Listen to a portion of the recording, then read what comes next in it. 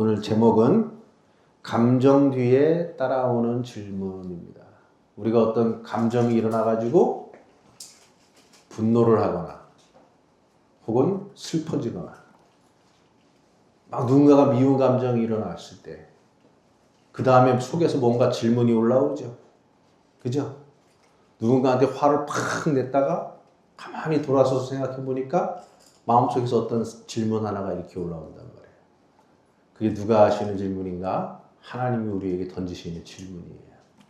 그래서 오늘 우리가 이 말씀을 잘 보게 되면 우리가 하나님께서 우리에게 어떤 감정이 있을 때, 감정이 드러났을 때 우리에게 던지는 질문들이 있다. 이제 그런 얘기들을 나눠볼까 합니다. 하나님이 선악과를 따먹지 마라 그랬는데 선악과를 아담과 이브가 먹었잖아요. 먹었는데 하나님이 아담과 이브를 바로 정죄하지 않아요. 정죄하지 않아요. 선악과를 딱 먹은 다음에 핵심이 되고 포커스를 맞추는 이야기는 뭐냐? 자기가 발가벗었음을 알고 부끄러워서 나무 뒤에 숨는 이야기예요. 그 감정을 느낄 때 하나님이 질문을 하죠. 아담아, 아담아, 내가 어디에 있느냐? 어디에 있느냐? 너가 왜 이런 죄를 졌냐? 이렇게 얘기하지 않으시고 너가 지금 어디에 있느냐? 어디에 있어요? 나무 뒤에 숨어 있다 이거예요. 왜? 자기 자신의 벗은 몸을 수치로 느끼는 상태로 간 거예요. 그러니까 선악과를 먹은 인간에게 일어난 가장 첫 번째는 뭐냐? 감정을 느끼기 시작했다. 감정. 아담은 수치심으로 느끼기 시작했는데 4장을 가면요. 분노와 미움과 불안과 두려움, 카인 안에서 한 사람의 인간 안에서 모든 인간이 느끼는 감정의 백과사전에 나오는 모든 감정들이 카인에게 일어나요. 카인에게. 그러니까 이 얘기는 누구 얘기인가? 우리 얘기가 되는 거예요. 우리 안에도 수많은 감정들이 막 일어나고 있잖아요. 이 감정들의 정체는 무엇일까? 이 감정들은 무엇인가? 오늘 그런 얘기를 여러분과 해보려고 합니다. 하나님 앞에 하나님 안에 있을 때에는 자기가 발가벗었으나 그 발가벗은 것을 깨닫지 못하더라 그래요. 그러니까 하나님의 시선으로 자기를 보니까 발가벗었는데 수치심을 느끼지 못해요. 그런데 선악과를 탁 먹고 나니까 어떻게 되면 자기가 발가벗었음을 알고 뭐 한 거예요? 괄호치고 수치심을 느껴서 나무 뒤에 숨었나이다. 그래요. 그러니까 선악과를 알기 전에는 하나님의 눈으로 자기를 봤는데 선악과를 딱 먹자마자 눈이 밝아져서 이제는 하나님의 눈으로 자기를 보지 않고 어떻게 본 거예요? 자기가 자기를 보는 눈으로 바뀐 거예요. 자기가 자기를 보는 눈으로.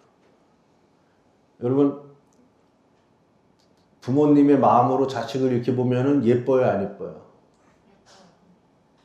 예쁘죠. 한없이 예쁘죠. 퉁퉁해도 예쁘고 말라도 예쁘고 예? 울어도 예쁘고. 그런데 아이가 자기의 눈으로 자기를 볼 때는 잘 몰라요. 한 4살, 저도 기억나는데 4살, 5살 때 이제 여탕 데리고 가고 그랬어요, 저를. 그 여탕 가가지고 물속에서 막 놀고 그래도 창피한 거 몰랐단 말이에요.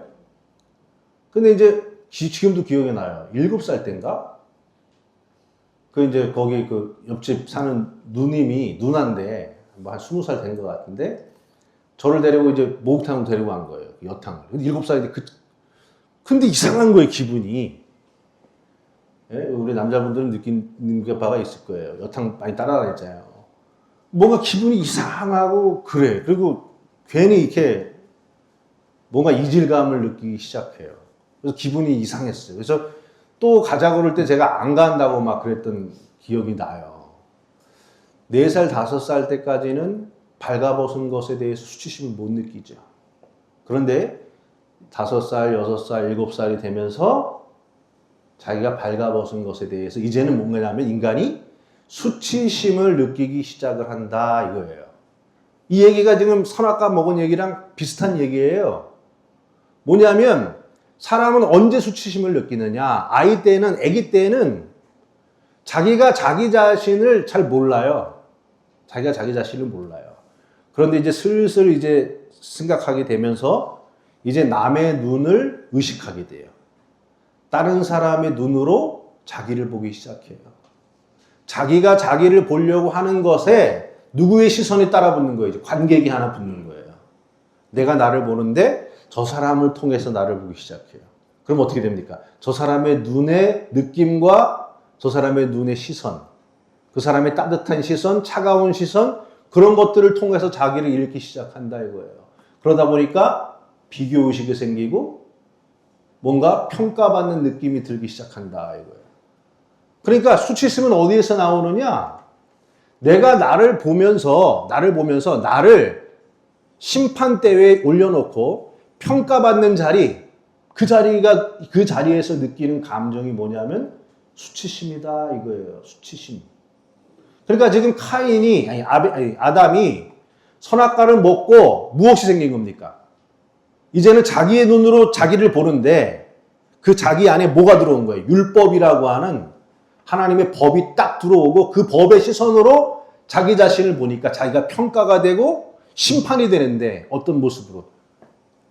나는 그렇게 잘난 사람이 아니었구나. 내가 그렇게 의로운 게 아니었구나. 내가 그렇게 깨끗한 자가 아니었구나.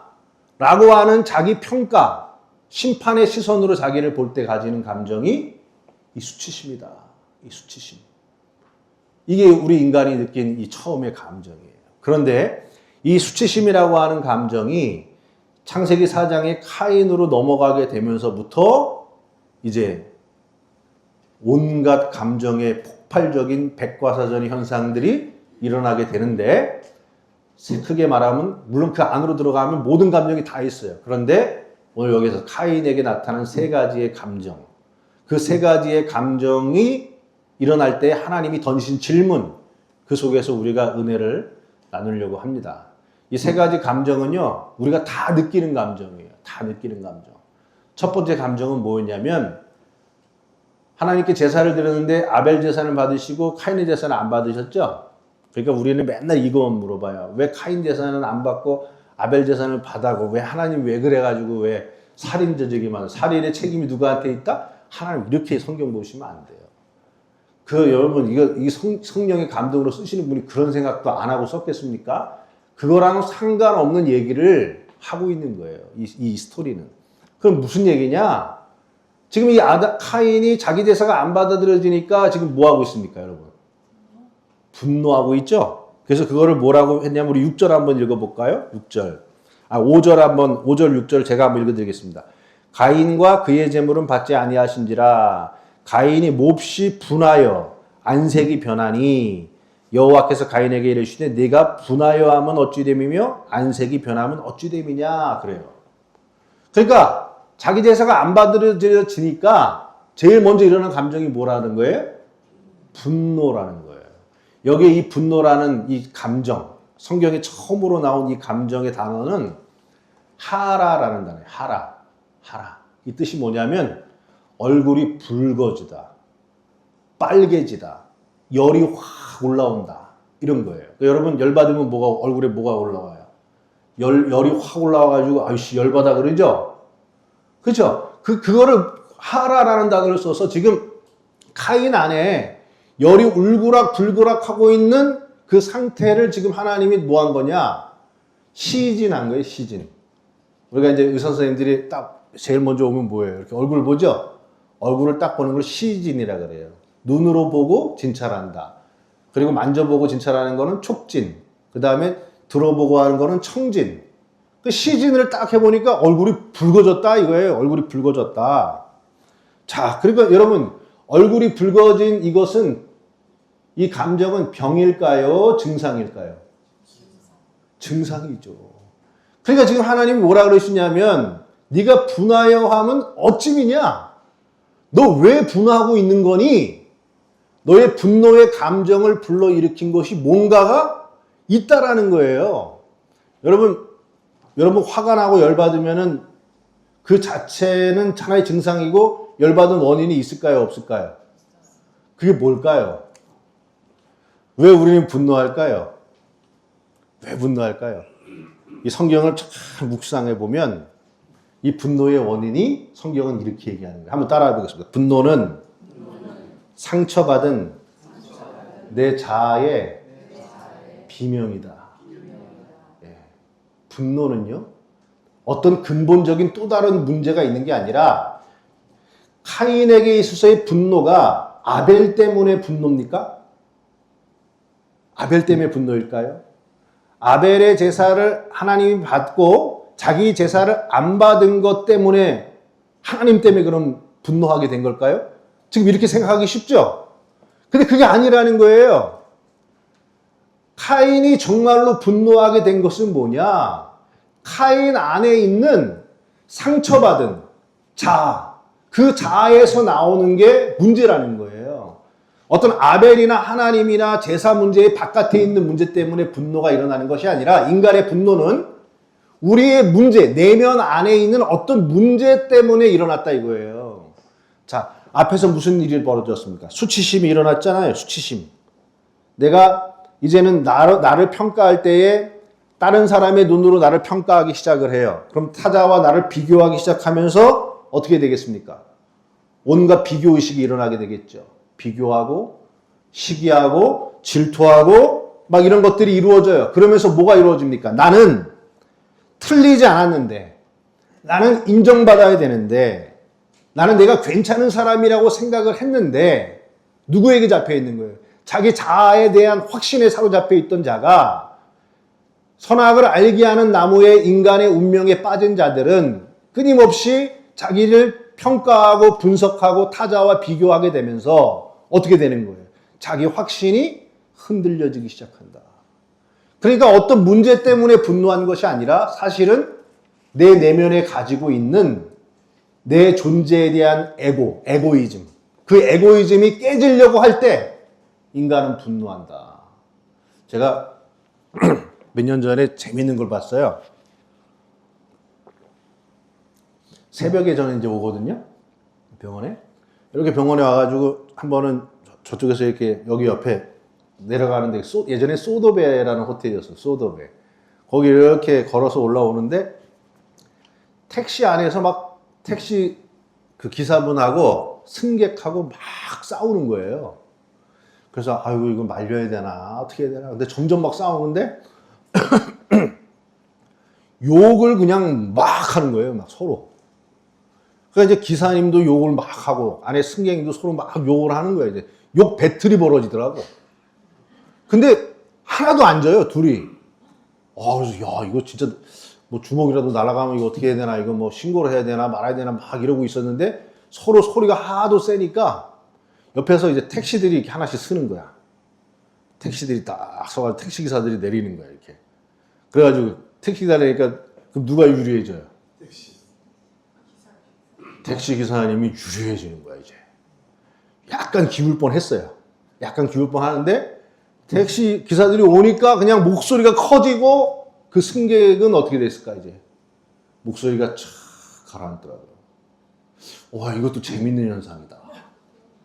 그러니까 이제 딱 가라앉으니까 다른 택시들이 이제 슬슬 가. 딱 가니까 이 사람이 이제 당하고 있다가 차에서 탁 내리더라고, 승객이. 그러면 택시기사한테 이러는 거예요. 차에서 내리라고. 지나가는 택시도 많으니까 다른 데 은밀한 데 가가지고 우리 한번 얘기 좀 해보자고. 딱 그랬어요. 그러니까 택시기사가 또 어떻게 됐을까? 의기양양했던 사람이 싹 내려가는 거예요. 여러분, 이게 얼마나, 이 분노라는 감정이 얼마나 웃긴 감정이에요? 너 때문에 분노하고 있는 거잖아요. 기사는 승객 때문에, 승객은 택시 때문에. 너가 나를 건드린 게 근본 문제야. 그러면 옆에서 다른 사람들이 아무리 많아도 분노해야 돼요, 안 해야 돼요? 분노해야 되잖아요. 그 분노가 정당하다면. 근데 왜 분노가 싸그러들고 분노의 감정이 1초도 안 돼서 두려움으로 바뀔까요? 왜 깨갱으로 바뀔까요? 분노가 저 인간 때문에, 이 세상 때문이 아니라는 거예요. 손바닥 뒤집듯이 바뀌어버린다는 거예요. 사실은 뭐냐? 우리 내면 안에 있다 이거예요. 내면 안에. 내면 안에. 여러분 한번 저한테 얘기해 보세요. 이 멸치 대가리 같은 놈아 한번 해보세요. 네? 해보세요. 제가 열 받을 것 같으세요? 안 받을 것 같으세요? 열 안 받죠. 왜? 멸치 대가리처럼 마르지 않았으니까. 그건 나랑 아무 상관이 없는 거예요. 그런데 진짜 멸치처럼 빼짝 말라가지고 꿇은 사람한테, 아이고, 생긴 것도 멸치 대가리처럼 생겨갖고, 빼짝 꿇어갖고, 그러고서 어떻게 사니? 그러면 이 사람 열 받을까요? 안 받을까요? 열 받죠. 열 받아가지고, 뭐야 해가지고, 열 받았는데, 그 사람이 등치가 커. 뭐, UFC 선수야. 그럼 열 받을까요? 안 날까요? 쏙 들어가 버린다.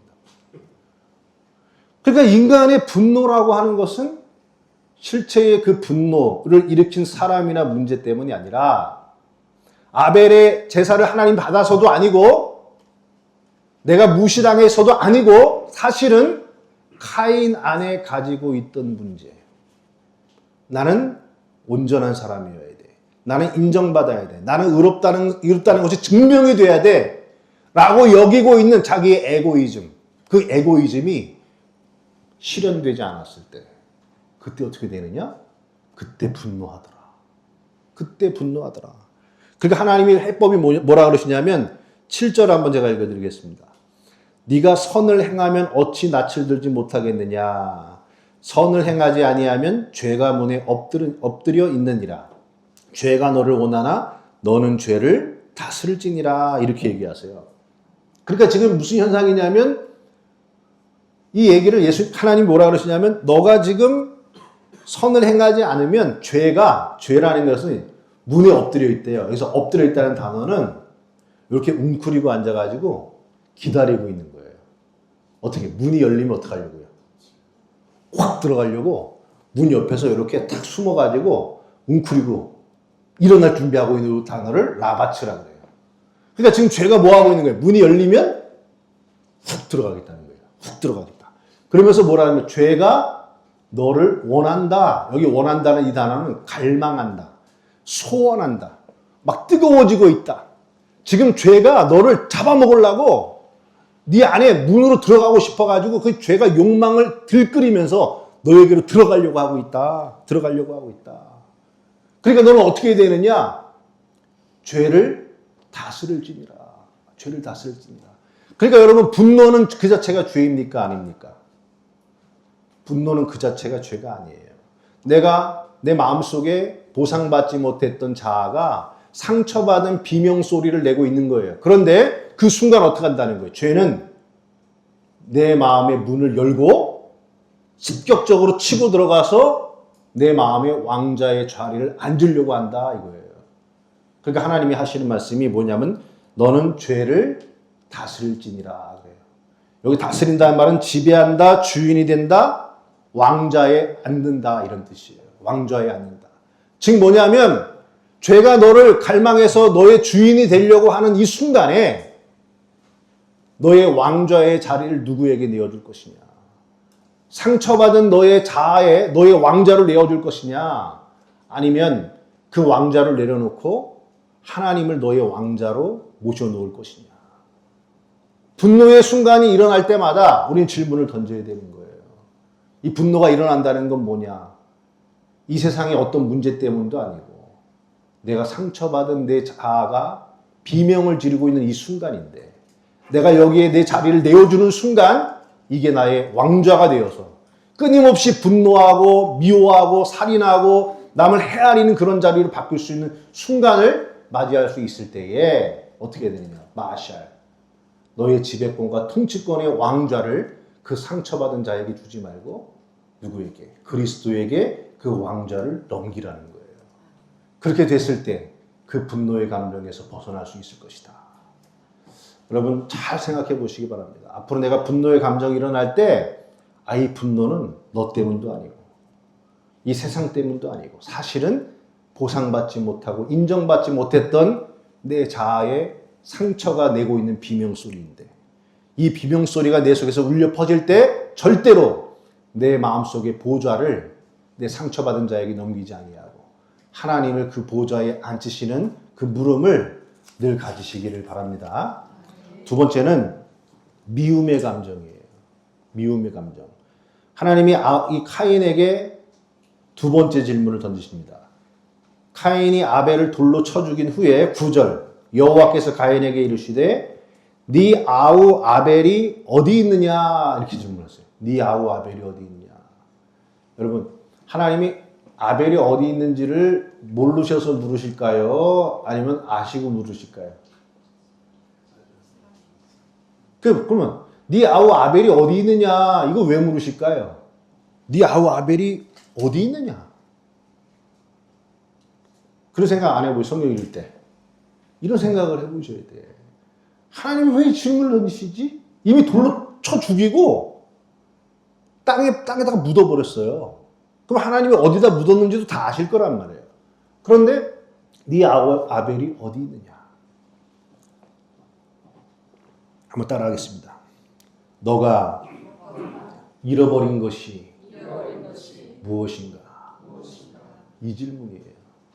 너가 삭제시킨 것이 무엇인가? 너가 삭제시키려고 하던 그것이 삭제되었을 때 너는 어떻게 될 것인가? 이 질문입니다.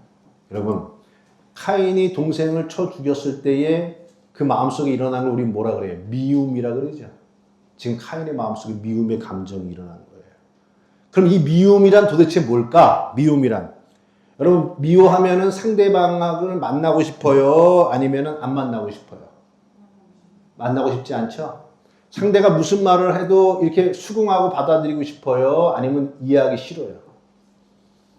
이해하기 싫어지죠. 보고 싶어져요? 보기 싫어져요? 보기 싫어지죠. 내 마음속에서 상대를 보이지 않게, 이해하지 않게 어떻게 하는 겁니까? 상대를 자꾸 삭제시켜 나가는 감정이 뭐냐면 미움이에요. 미움. 그러니까 누구를 죽여서 삭제시키든 내 눈에 보이지 않게 하고 이해하지 않음으로써 삭제시키든 다 뭐냐 그게 미움이다. 그러니까 미움의 본질은 삭제시키는 거예요. 삭제시키는 거. 왜냐하면 카인의 눈에서 아벨을 볼 때마다 아벨이 자꾸 눈에 보이면 뭐가 드러나는 거예요? 자기가 인정받지 못한 상처가 아벨을 볼 때마다 드러나요. 자기의 열등감이 드러나요. 아벨을 볼 때마다 시기심이 드러나요. 자기 안에 상처받은 그 자아가 일으켜내고 있는 그 죄의 욕망들이 자꾸 일어난다 이거예요. 그러니까 누구만 없으면 돼. 누구만 없으면 돼. 그런 사람들 있죠.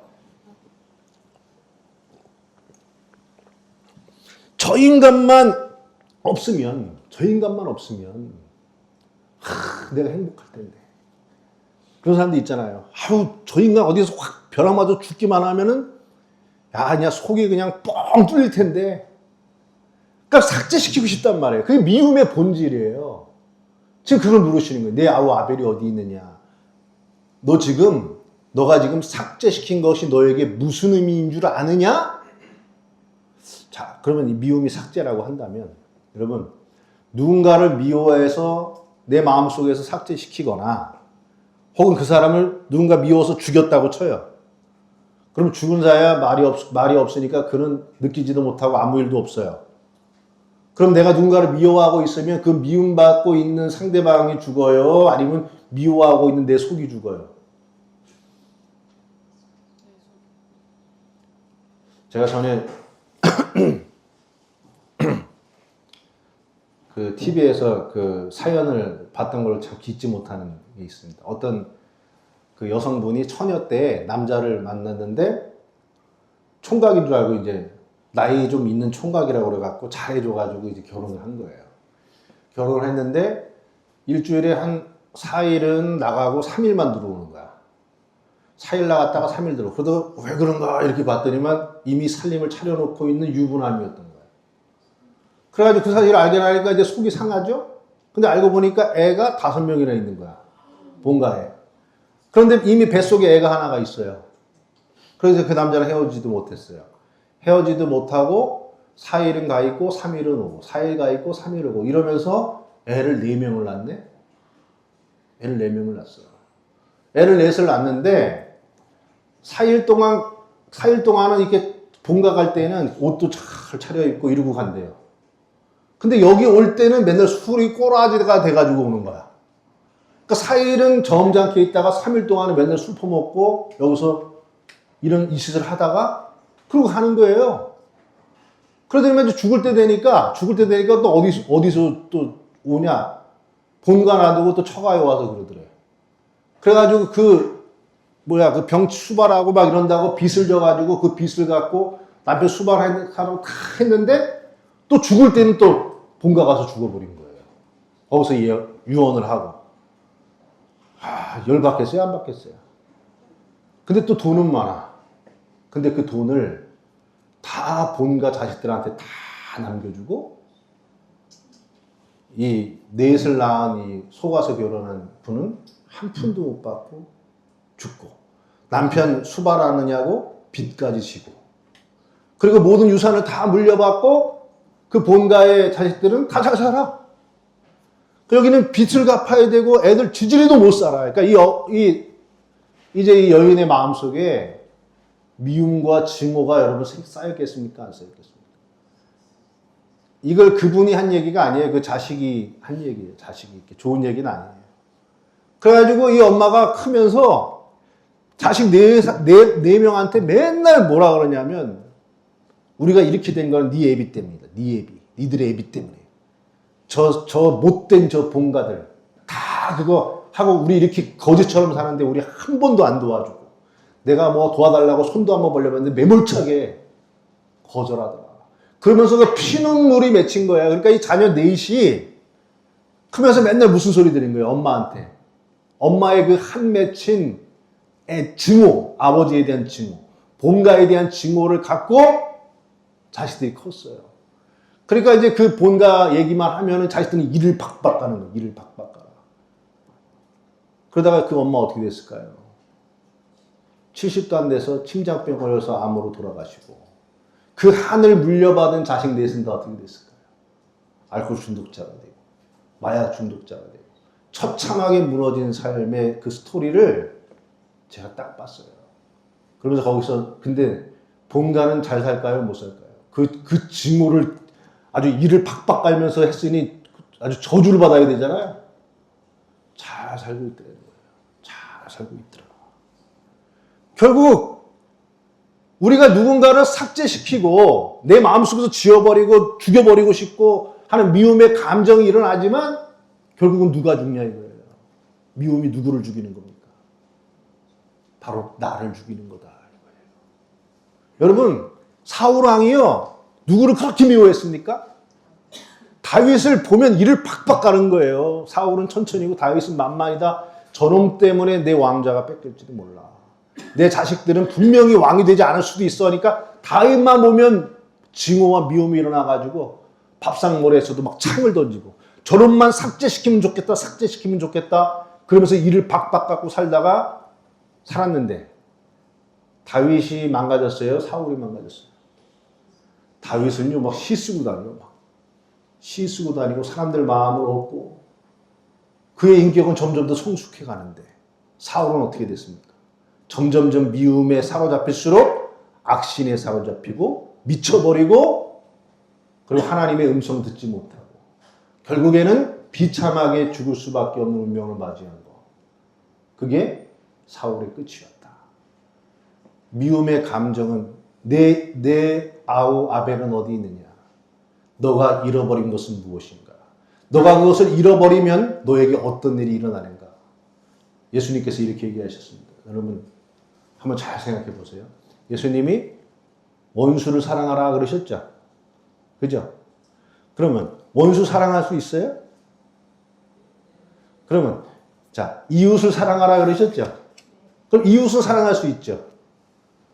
근데 원수는 사랑할 수 없죠. 그죠? 근데 원수 사랑하라, 이웃 사랑하라를 같이 가르쳐 주셨어요. 왜 그럴까요? 원수를 사랑하는 것이 곧 이웃을 사랑하는 것이에요.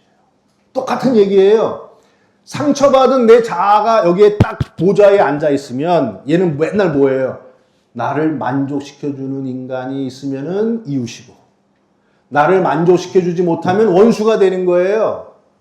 나를 행복하게 해주고 나를 인정해주는 사람은 내 이웃이 되는 거고요. 나를 인정하지 않아? 나를 무시해? 그러면 다 뭐가 되는 거예요? 원수가 되는 거예요. 즉 뭐냐면 원수 따로 이웃 따로가 있는 게 아니라 내가 나의 시선을 가지고 선악과를 따먹은 율법적 시선으로 자기 자신을 평가할 수밖에 없는 죄의 눈에 사로잡힌 내가 보좌에 앉아 있으면 이 세상에 있는 모든 사람들이 다 뭐가 되는 거예요? 원수가 되는 거예요, 원수가. 여러분, 이 세상 지금 그렇게 돌아가고 있지 않아요? 막 요즘 우리나라가 좀 분위기가 그런 것 같아. 서로 원수래요, 원수.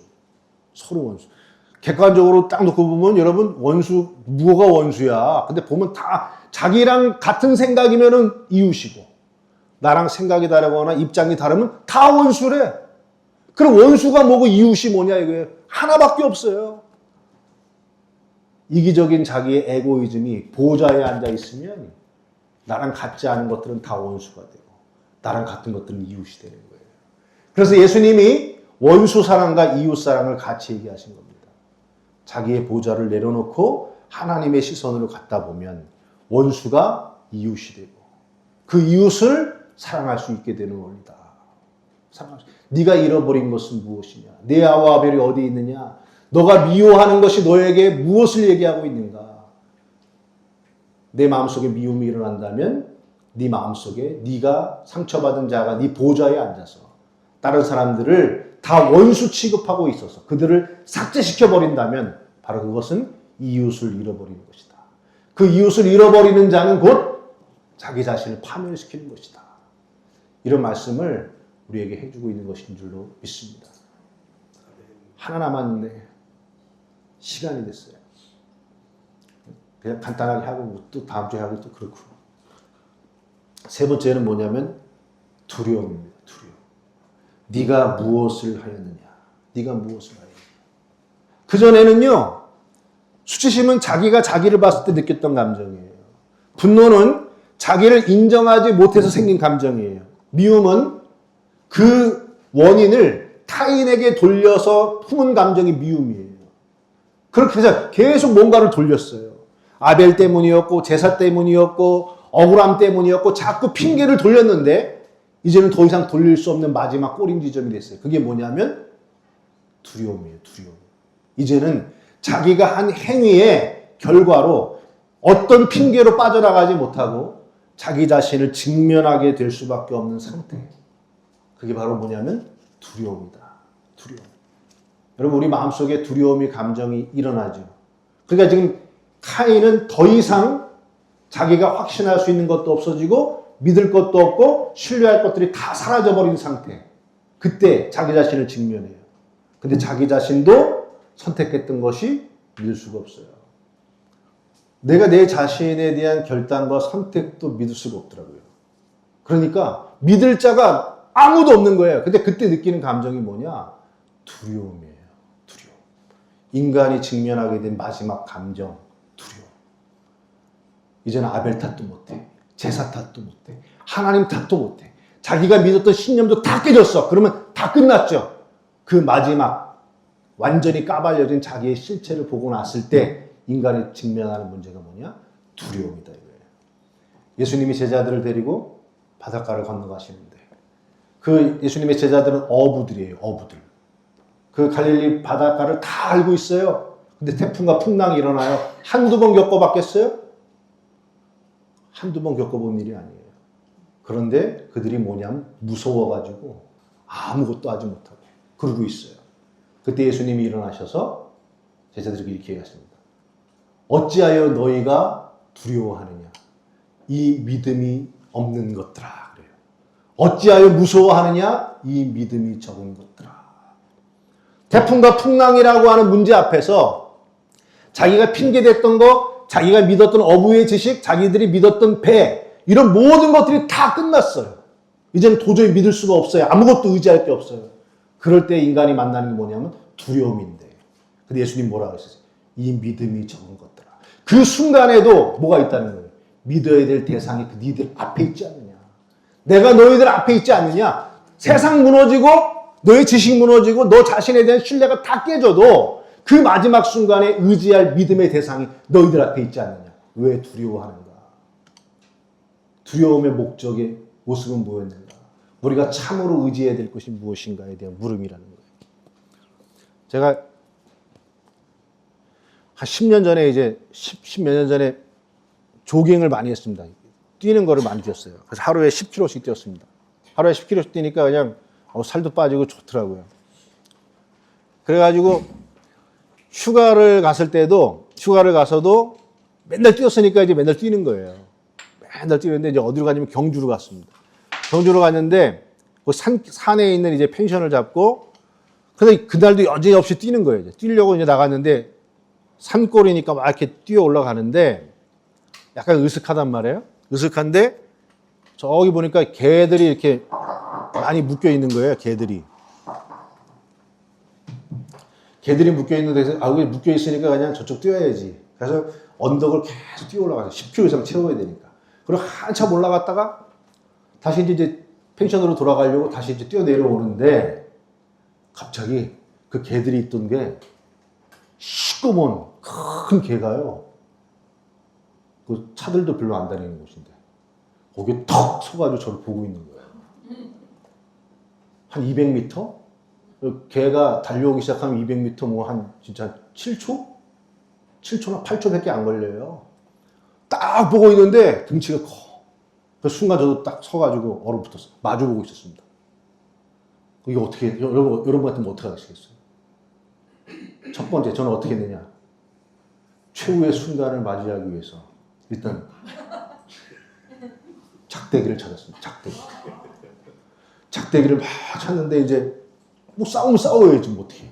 그 순간 되면은 생각이 안 나요. 그냥 싸워야 돼. 그러면 작대기 찾는데 뭐 하여튼 시원찮은 작대기가 없었어요. 작대기 하나를 들었어. 그러니까 마음이 조금 편안해지더라고요. 그래도 이제 거리라도 있으니까. 작대기 가지고도 마음이 불편해. 이거 갖고는 안 돼. 그러니까 개가 못 올라오는 곳 없나 하고 막 찾는데 개가 못 올라올 곳이 없어요. 그래가지고 이렇게 언덕백이 이렇게 돌 떨어지지 않게 이렇게 해놨는데 거기도 올라올 건데 거기를 올라갔어 일단. 걔는 계속 시선을 안 받고 저만 계속 보고 있는 거예요. 꼬랑지가 탁 서가지고 걔도 긴장하고 있는 거죠. 딱 올라갔는데 이거 이래도 마음이 불편해. 그래가지고 근데 때마침 차가 한 대가 딱 지나가려고 막 뛰어내려가지고 차를 탁 하는데 이 차가 서는 거예요. 탁 서가지고 제가 이게 저 개 보이시냐고. 저 개가 무서워가지고 제가 태워주시면 안 되겠냐고. 제가 타래. 그 차를 탁 타고 가는데 걔가 이렇게 탁 선 개를 지나가는데 아무렇지도 않게 개를 보면서 메롱 그러면서 지나갔단 말이에요. 제가 무슨 생각했냐면 이런 생각했습니다. 걔가 나랑 맨몸으로 마주하고 있을 때에 느꼈던 무서움을 100이라고 한다면 의지할 만한 거 작대기 하나 들으니까 한 10 정도가 줄어요. 두려움이.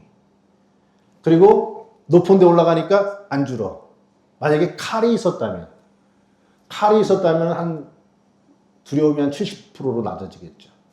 총이 있었다면 안 맞을 수도 있으니까 두려움이 완전히 사라지진 않겠지만은 한 3, 40점으로 줄겠죠.